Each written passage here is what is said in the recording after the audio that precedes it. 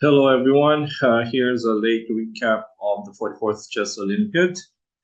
And the young and merciless Uzbekistan team won the Chess Olympiad, won the gold medal. It was a surprising victory for the young team, but they actually played very strong throughout the event. Right, congratulations to the young Uzbeks. Okay, this is something to do with the chemistry of the team. Yeah, these players have been traveling all around the world. They're together as early as when they were like 5, 6, 7 years old. They're playing the youth, the world youth together. Yeah, under 8, under 10, under 12, travel. So the bond is there. This is important. Yeah, when you bond, when you're always together, when there's togetherness, when there's unity, actually, when there's unity, there is strength. Yeah? Okay, you pat each other's back, your brothers, yeah, whether you win or lose, you are there for each other. That's very important. Yeah. And that made this team special. Okay, not only this team, but the two other teams, by the way, silver and bronze, also are strong teams in terms of chemistry. And that was it. And the decisive game in the last game was Vakidov's win over Warmerdam. Not only that he gave his team the gold medal, but also to himself, as he won the board for gold medal, individual medal, while hitting two birds with one stone. Let's check it out. All right. The last time I played Jahongir Vakidov was in the Brunei Open, Campomanes Memorial, but it was 9 years ago. And it was actually also for my last norm, and he got his norm. Yeah, he got his GM norm there. Okay, beating me in the process.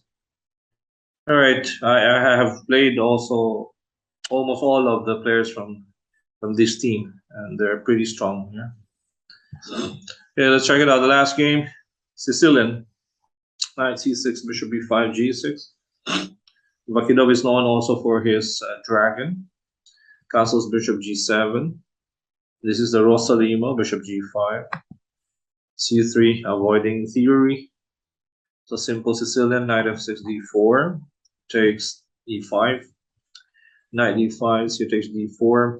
White's approach is a combination of the Rosalimo and the Alapin with c3, yeah, and also e5.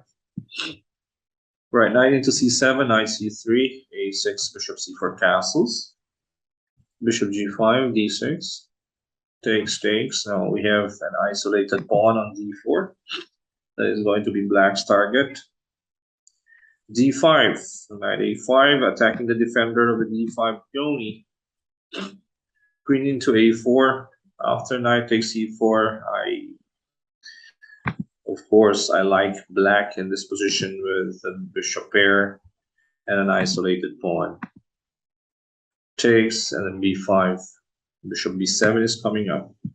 Okay, compensation for white is to attack this backward pawn on e7. Queen e4, rook e8, protect. Rook d1, bishop f5, queen h4, b4, removing the defender of d5. Knight into e4, takes, bishop takes b2. Now pawn down. Okay, that will be an important pawn. This 2, majority, 2 versus 1. Okay, AB versus A. Right. Rook f1, bishop into c3. Nice move. Here, white played rook e3. Let's take a look at bishop takes e7. If you capture an e7, black will capture the rook in e1. Takes on e4. Back to c3. Back to f6, and back to d8. The bishop goes back to d8 just in time, all right, to stop the pass pawn. So white played rook e3, f6, queen into h4, sacrificing the knight. Here black went for knight takes d5. If you capture g5, knight takes g5, h5, It is still possible also for black to play that, but it'll be a very messy with knight e4. Yeah. Although you can move back to f6, knight takes d6, bishop takes h4, knight takes e8, knight takes e8, and rook e4. Okay, position is unclear. We have two rooks. Okay, a rook for two minor pieces. Black didn't want that one, so he played knight takes d5. Simpler. Rook d3, queen e6. Bishop takes into f6.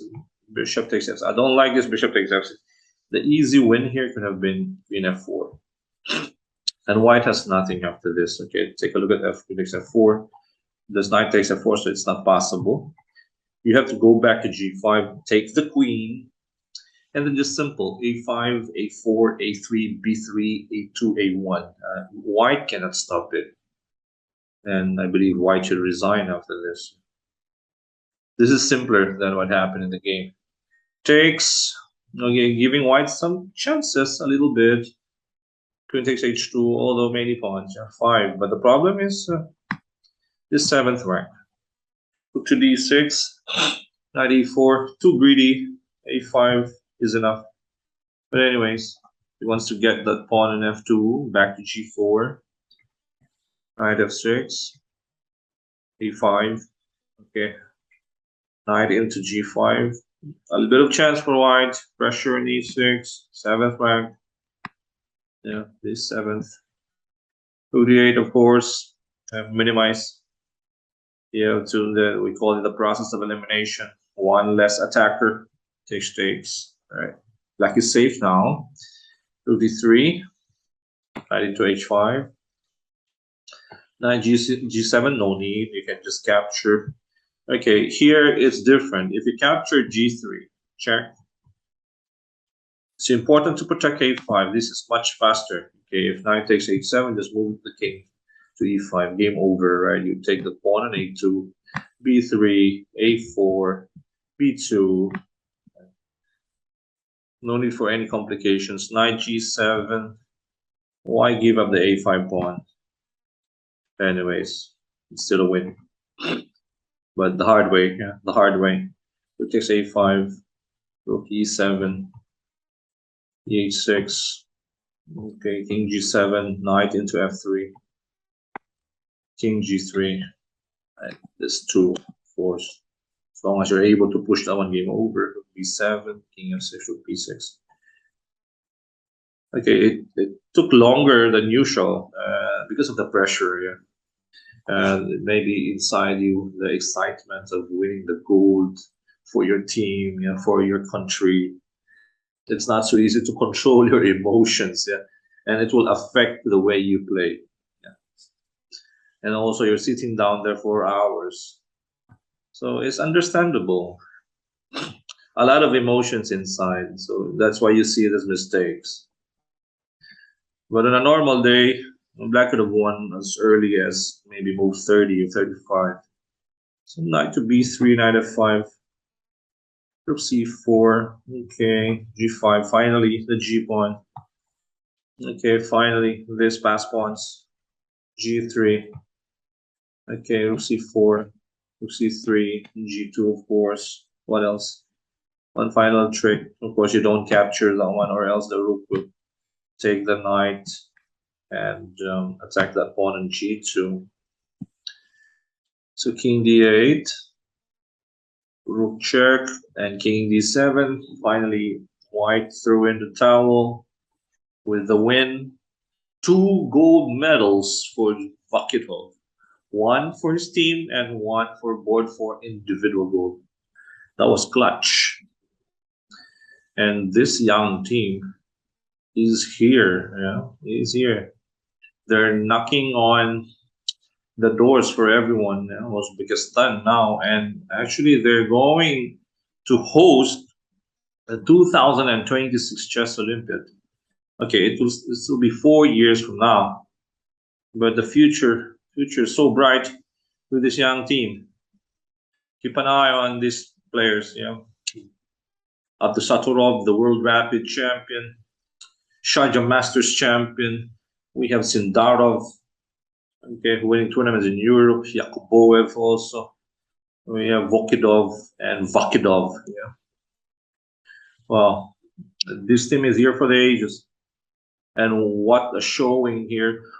Okay, except for one, there was one important game, the Gukesh game against Abdusattorov. Sometimes you have to be lucky also. In that game, Gukesh was winning. That was a critical moment.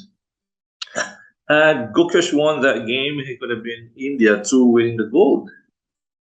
But it is what it is. Pressure is part of the game. If you cannot stand the pressure, it's hard. Yeah, it's part of the competition. In that game, Abdusattorov had the stronger nerves, especially in the dying seconds of the game. So again, congratulations to the winners. And for India, also better luck next time. I mean, bronze is also strong here. Well, look at the US, composed of 4 players in the top 10 of the world, not getting a medal. That's the most surprising story of the Olympiad. All right, guys, thank you for supporting our channel, and thank you for watching our coverage throughout the event.